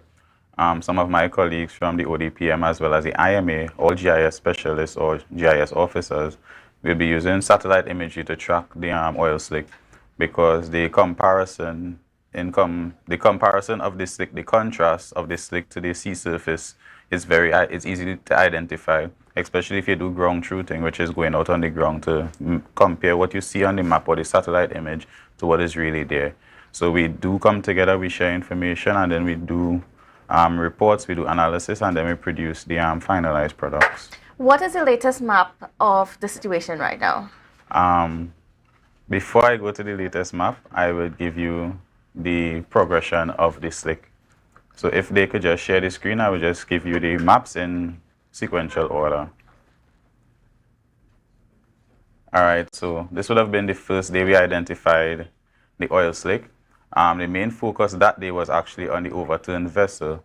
However, we realized that we were smelling the oil-like substance or hydrocarbon within the Scarborough area. Now, the wind direction, the wind comes from the east and goes to the west. So it's almost virtually impossible to be smelling oil from Cove, and we are in Scarborough. So which means that the slick would have had to come from somewhere further in the east. And we used the Sentinel-2 satellite imagery to identify where the thickness or the contrast in the sea surface was. And we saw the slick approximately 6 kilometers off the coast of Studley Park in that area. Now, out there is a strong current that moves from the east to the west, parallel to the shore. So we believe that's where the vessel would have drifted. And because of the lowness and the coral by Cove, that's where the vessel would have grounded off or run ashore. Now, this would have been on the 7th of February, this Sentinel-2 image. If we go to the 9th of February, we saw where the oil or the oil-like substance was leaking out more. It is now 3.7 nautical miles inland, heading out to the Caribbean Sea. We monitored to ensure it wasn't coming into the coast of Killigwin Bay, because we know we have reefs and mangroves within that area, these eco-sensitive areas. So we continue to monitor the progress. The other satellite image would have been released on the 12th. So we go ahead now and we realize it's increasing length drastically, but it's still not coming onto the shore beyond the vessel itself. It's still heading out to the Caribbean Sea, and realize it started moving in a northwestern direction. The slick moved from 3.7 nautical miles in length to 48 nautical miles in length in the course of 3 days. We moved to the 14th, so we started tracking more continuously. And this is where we would have realized it would have left our EEZ, which is the exclusive economic zone. So it's now out of our waters and in the waters of Grenada. Now, when we looked at it, we realized it's 34 nautical miles south of Grenada, and it's also 40 nautical miles north of Venezuela. So that's good for us because it's right in the middle, it's right in between. So it's not directly affecting anyone, but we still have to monitor it. We then took another satellite image that evening just to verify that what we are seeing is actually what we are seeing. And this would have been a compare and contrast, and we did realize that it actually is within their EEZs. Now, it would have reached approximately 30 kilometers inside of the EEZ. This would have been the furthest we saw it reach, and it went as far as 150 nautical miles away from the source. This is where we began to get concerned. But because of weathering, the oil-like substance began to separate and break apart because it's a hydrocarbon. And that was going to be one of my questions, how thick is it as it continues to spread out into the sea? The fact that it is identifiable via satellite from, as well as this contrast, as this very clearly here, we realize that, okay, it has to be a thick volume. But what we realize as well is, if you look closer to Tobago on the map, you would realize that it's getting thinner and thinner. But the further it is, that's because the concentration is following the stream. So there is a stream that it is following. So other factors such as ocean currents, wind speed, wind direction, sea surface temperature, all of these would have been contributing factors. Now, this satellite image was on the 15th. Now, if we take a look at what is taking place on the 17th, we realize a lot of weathering has taken place, and the thickness has decreased, and it's now spreading and dispersing throughout the sea. So It's a hydrocarbon is dealing with itself. The rough sea surface, this rough wave current, the rough surf, the strong winds, all of these would have been contributing factors to it dissipating throughout the ocean. And this is the most latest, well, the most recent image that we have. This would have been on the 18th of February, and we can see that, yes, there is some thick looking like substance, but when we did the ground truthing, it's actually a silver substance, which is oil sheen, because the vessel is no longer emitting a thick oil-like substance. There's just sheen within the water. So that's the kind of rainbow looking thing that we would see when there's oil in water. And that is very good because none of it has gone to the shore. And that's something we're very grateful for. And we haven't received any reports from Grenada or Venezuela of it reaching their shores as well. So while it went into the EEZ of Grenada and a little bit into Venezuela, it did not make any direct contact or impact with them at that point in time. So that is something we were very grateful for. And certainly, but how much of what we saw on the map was a trail from the vessel coming into Tobago, or how much of it was it when the vessel landed at Cove and continued leaking out? Because there's a theory out there that it perhaps started leaking before it crash landed, for want of a better word, in Tobago. Just like Bellingcat, we did our research as well, and we did see some satellites, some Landsat images from the 6th of February that was showing there was a vessel further out at shore, further out from our coast, and it was emitting some oil-like substance. So we weren't certain as to if it was that because the contrast wasn't that significant at the point in time. We did try to analyze it, but it would be difficult to prove that that is where the oil-like substance came from. So it was very difficult to prove a situation like that, but what we knew for certain is that on the 7th, that what we saw on the sat image was very accurate. And as you look back at this whole situation now and the progression of it, how do you think that this impacted the island? I would say that the location it went ashore is the ideal location. Not despite the fact that it's on the reef. However, if it was further east, there was a possibility that the entire southwest coastline would have still be filled or flooded, probably 10 times worse than it is right now with oil-like substance. Because if it reached as far as off the coast of Venezuela, imagine all of that being emitted right along the coastline. Scarborough, the port would have had to close.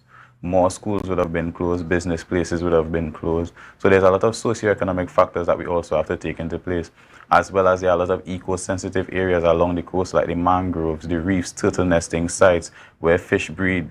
All of these things we have to take into consideration. So just the fact that it would have went ashore at that pinnacle, at that point of Cove, where it didn't have any direct impact or contact with shore, we were very grateful for that. It's only unfortunate that the spill from further east is what would have caused the effects on the Scarborough, Lambeau area, Hampden, all of these places.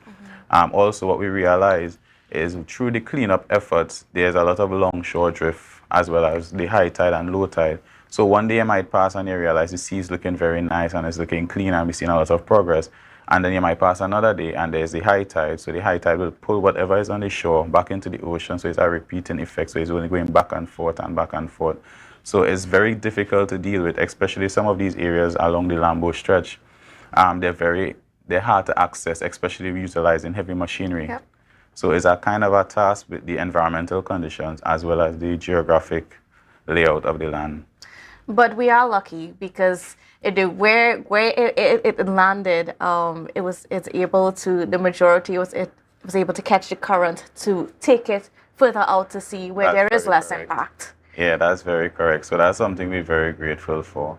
And we're also very fortunate that it didn't go and affect any other of the Caribbean islands or any other of the islands further west of us. Certainly.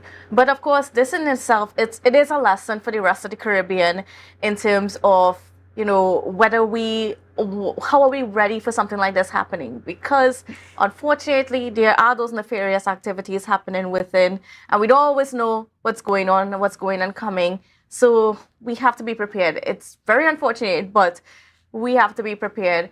And as we get ready to wrap the conversation this morning, I just want to give you just a few words to talk to Tobago in terms of where we are right now in our response, and just an overall look at the situation. We're 12, 13 days into it.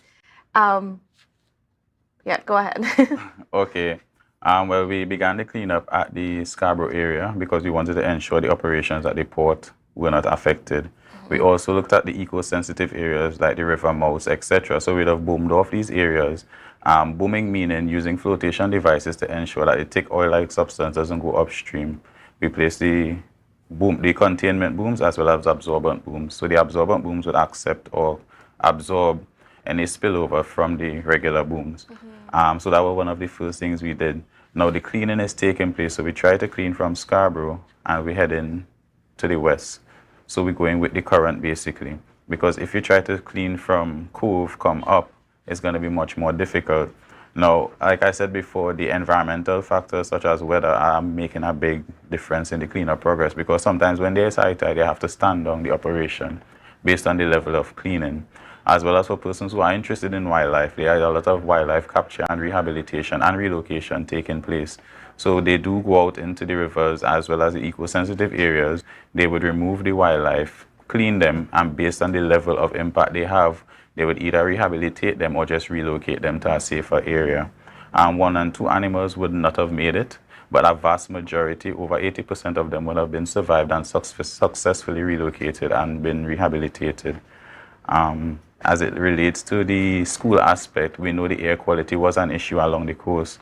Now, because of the pockets there, it's difficult to clean that area, so it's very unfortunate that school has to close, but we have to take the preventative measure to close the school, and we have persons becoming ill because of the nauseating smell that they will be receiving directly. And now we're in a situation where there's less oil leaking from the vessel, so that is a positive sign. Yes, that is. So that's something we're also very grateful for. But that doesn't mean that we're still uncertain as to if there are other compartments that may have more hydrocarbon on the inside of it. So these operations will be conducted throughout the course of the week, and then from there we'll be able to know what is the best method forward. Okay, great. I want to thank you so much, Mr. Mitchell, and certainly continue the good work. And we in Tobago, we really appreciate your service in this respect. Thank you very much. All right, viewers, well, we got to go for a quick break, but we'll be right back right after this.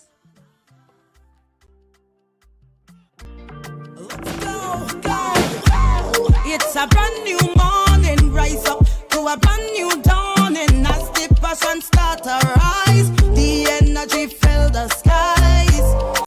You can now get whatever you need whenever you need it anywhere in Tobago with Tobago. Your meals, medication, groceries, and shopping all delivered directly to you. No more hassle, no more stress. Get the Tobago app today on Google Play or Apple App Store. That's TAPPOGO, and let us deliver to you. Check our website at www.tapogo.app or call the experts at 494-TOGO and 484-4746. Tobago. Relax. We will get it to you. Tobago's at your service. Yo everyone, it's your boy Harry here from Authentic Builders General Hardware, located right here in Tobago Local Road, Tobago. That's correct, right here in Tobago. And we are offering you guys the best prices on all hardware material. And if you would like to get your free quotation done, all you have to do is WhatsApp us at 272-1990 and we will give you guys the best prices on all hardware material. That is a guaranteed, as we are matching or beating any quotations. Coconut's Cafe, the buffet restaurant that specializes in all your tasty local dishes. For breakfast and for lunch. Breakfast includes coconut bake and sada roti, served with chokers, bulgoil, and sausages in tomato sauce. Not forgetting beef and cheese pies, shepherd's pie, macaroni pie, and rice in various styles. Meat served in a variety of flavors, garden salads and pasta salads. All All this accompanied by fruit juices, coconut water, your choice of a great combination to appease your taste buds. So call us today to order, as we are here to accommodate your busy schedules or if you are having a cooking day off. Hey, hello guys, welcome. Come have a seat. Oh, this is so stylish and I love the fabric. Darlings, you must tell us where you got your new furnishings. We got them locally at Standard. They've got new chic European furniture, crafted from high quality material. Oh, Standard? No, it's Standard, their brand new Hive collection. Experience luxurious European furniture at a price you will love. The Hive collection, now exclusively available at Standard. Everybody only worrying. Never ever worry. Don't mind how things looking hard. I tell them never ever worry. If your nice car get damaged bad, I tell them never ever worry. What I'm saying is true. So just consider Tatil is always right here for you. Never ever worry if sickness catch you off guard. I tell them never ever worry if times fall on you real hard. I tell them never ever worry. What I'm saying is true. So just consider Tatil will always be here for you. Never worry about a thing. Tatil, where people are people. You know what I mean.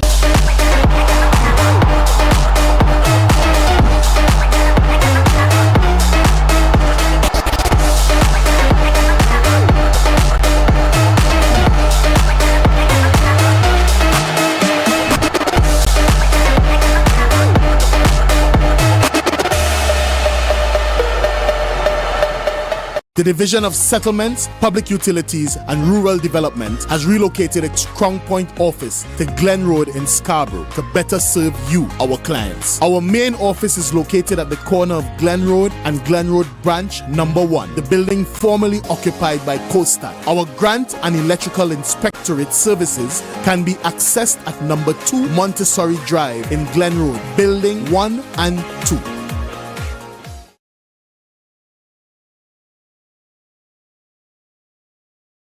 Welcome to L'Image Parfait Day Spa, your urban oasis and wellness center. Our services includes massages, treatments, facials, pedicures, weight management, detox programs, and much more. Call us today at 624-1452 or 720-7474. Trinidad locations and Bonacore, Tobago at 273-7772. Let us treat you like the VIP you are. Rotisserie, mouth-watering fries, salads, combos, and specials galore. Feeling for something to eat? Come and see. Our rotisserie is seasoned to the T. Kicking chicken, masala, and jerk roast. Crispy fries made from scratch. Who do you know can beat that? Or salads freshly cut and packed. When you taste it, you'll be wanting to come back. So come check us out on number 2 Robinson Street, Uptown Scarborough, Tobago. We open on Saturday nights from 7:30 to 11:30 p.m. Monday to Thursday, we're open from 10 a.m. to 9:30 p.m. and on Friday, 10 a.m. to 4:30 p.m. Contact us at 772-7443 and all social media handles at The Rotisserie Factory.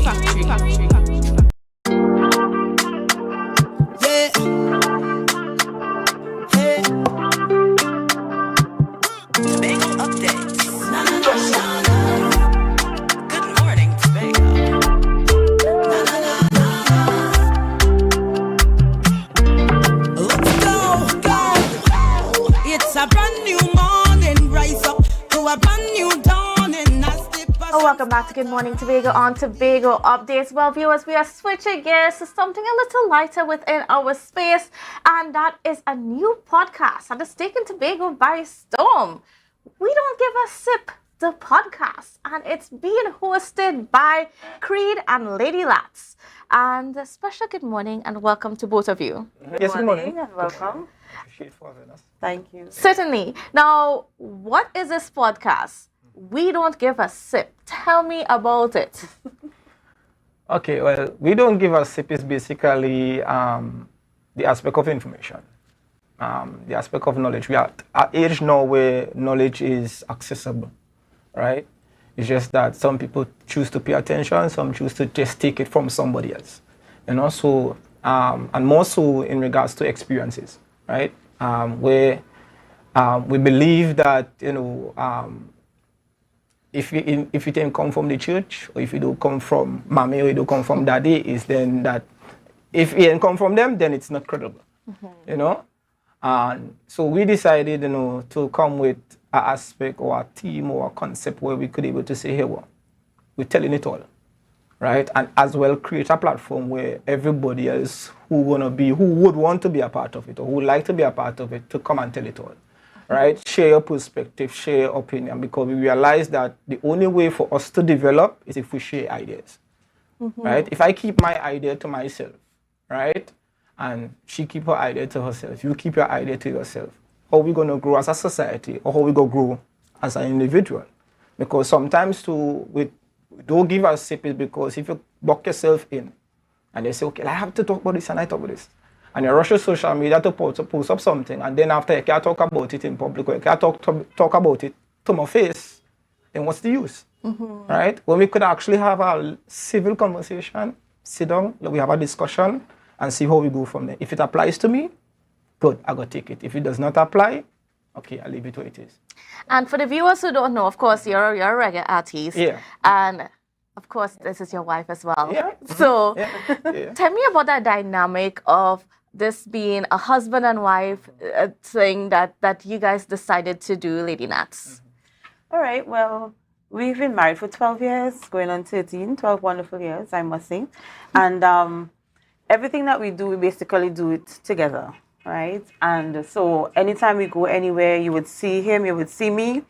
And this podcast would have just been an extension of us, because my husband's presence on social media is very vast, it's very broad, right? And people will come in your inbox and they would message you, and sometimes I'll respond when I'm able to, when I have the time, so we're like, we really need to do a podcast where we could have fluent communication and fluent speech and be able to respond to people and ask them what topics they think that we should deal with, so that we could have a good communication, and we have just been always engaging people, whether it's on work, whether it has been in church, out of church, on the streets, wherever we go. And we realize that the information and the experiences that we have been through as a couple, that a lot of people will have been going through the same thing. And they would like to know how you guys do it, how have you all overcome these situations.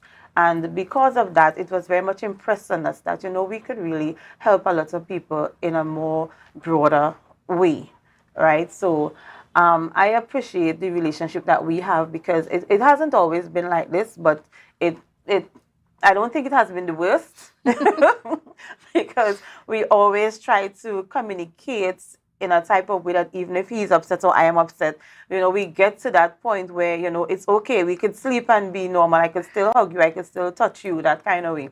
Try not to go to bed angry, that kind of thing. So it would eliminate and flow over into everything that we do.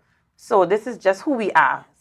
And certainly life lessons for many, many couples that are out there and so on. And from the first episode, because you guys have just done one episode so far, it's focused a lot on relationship advice or just dynamics of a relationship. And just tell me a bit about that. The aspect of the dynamic, because that is one of the response or the remarks that we would have gotten from people after the first episode. I like all the dynamic, I like all the rapport, I like all the, all the able to have these conversations that one woman would have actually messaged us soon after, and she dished out everything about what she was going through. And I was like, Gil, I said, this is the first episode, and look how this lady could have able to reach out to us and just bloat out everything of what she's going through, and I say it is important, very, very important, that when it comes to you as an individual, not just the reflection you will see in the mirror, but the inner you, that is being emulated, right? And once that is emulated, is that everybody going to know from that on if you're real or if you're fake. Certainly. So if you're putting on the mask, and if a guy could come out and say, okay, you're real, okay, no, they go see straight through that, right? Don't care what, because we always talk about this thing, vibe. You know, I feel in your vibe and I feel in your energy. There's the conversations that I say lately and so forth. And that is basically a person's spirit responding to another person's spirit. You understand? That is basically what it is. So when we in ourselves having, and as I always used to tell her before, she never was the type to be open and so forth. But I had was to pull it out because one of the things, as I said in the podcast, coming into the relationship, I had was to get rid of some stuff. Right? And they have this term people just use, like if they see you and they didn't see your husband, most times they're going to say, well, my other half home. Yes. You understand? I never like that. No, I'm a whole man and I'm married to a whole woman. You understand? Because I had was to deal with my insecurities, deal with my ego, deal with my pride, get rid of that before I get able to step into the relationship. Right? So. And you know, I mean, like I said, this conversation could take you into an hour, 2 hours easily. And we saw that with the first episode, and it was quite insightful. And of course, you guys have a whole lot more. But why choose a podcast? Right. Well, podcast was in the making. This was our second attempt. We actually started doing it before COVID. I think it was before COVID or during COVID, where we started doing our podcast. But it wasn't with myself and my wife, right? It was with a group of my friends, right? We were just talking about anything. You know, we would come and just have a conversation. Like how we would have a conversation behind the closed doors, we could just have it just like that. So that did not work out because one of my brethren, he married and he ended up and moved to Trinidad. And since after that, we was never able to start that back. So then now with me and my wife, obviously that was the first step, was to do that one, and then we would do one with me and her. And we decided to say, okay, we need to get this done. Yes. You know, we need to get this done. I need some therapy. That was the actual truth, right? I need some therapy because I cannot be sitting down. Because I just do a lot of research. Yes. I do a lot of reading. And when you gain those stuff, you need an outlet. Oh, yes, you do. Yeah, you need an outlet to share. You need an outlet to get, because I relate. Yeah, I realize this thing where they say that knowledge is power. It's not just power based on that you have the knowledge. It's power based on, okay, what you're going to do with it. Yes. You understand? And the responsibility that you have in gaining this for. You understand? So that would basically. You know, Kelly, sometimes I will come home from work and sometimes I'm like so tired, I'm so drained. And the conversations will start and the conversations will go on, and sometimes I'm slow and in and out of responding because, I mean, there's always something new that he would be reading or learning every day. And as I said before, I was never the person to really just talk.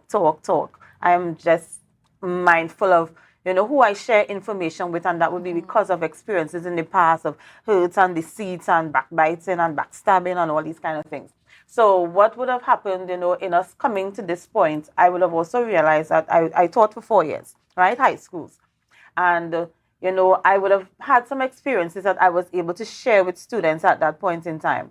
And me being very open and real with them, I was able to communicate with them on a level that they wasn't getting before or getting from the general teaching staff, right? So I understood that being transparent in your conversations and who you are and sharing your experiences is able to pull things out of people that they would never just normally see, and it brings a healing process for you and them, and it's empowering as well. And it is. And you know, viewers, I mean, like I said, this is a very wonderful conversation. We have not even touched some of the things that these two wonderful people can get into. But if you want to know how you can get more and hear more, tell us how.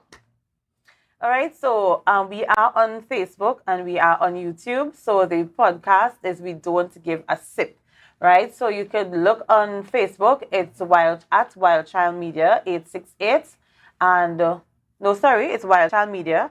And on YouTube, it's at Wild Child Media 868. You could also email us at wildchildmedia@gmail.com. All right, great. And we're certainly looking forward. So, and how often will you be posting? Well, every week. Every week? Yeah, every Sunday. Every Sunday? Yeah, every Sunday. After we finish, we post to, well, we're hoping with the first episode, we didn't get a chance to post on the YouTube page because of the restrictions that YouTube have now. So, yes. Right? So we had also wait till 24 hours. So from this Sunday, we're going to be streaming to YouTube. All right, so viewers, look out, and I want to thank you both for being on with us and continue the good work, and we are definitely looking forward to see what you bring to the table. For sure. Thank you. All right, viewers, and that's how we're going to wrap the show this morning. Thank you so much for being with us, and I hope you have a safe and wonderful day, and we will see you again tomorrow. Bye.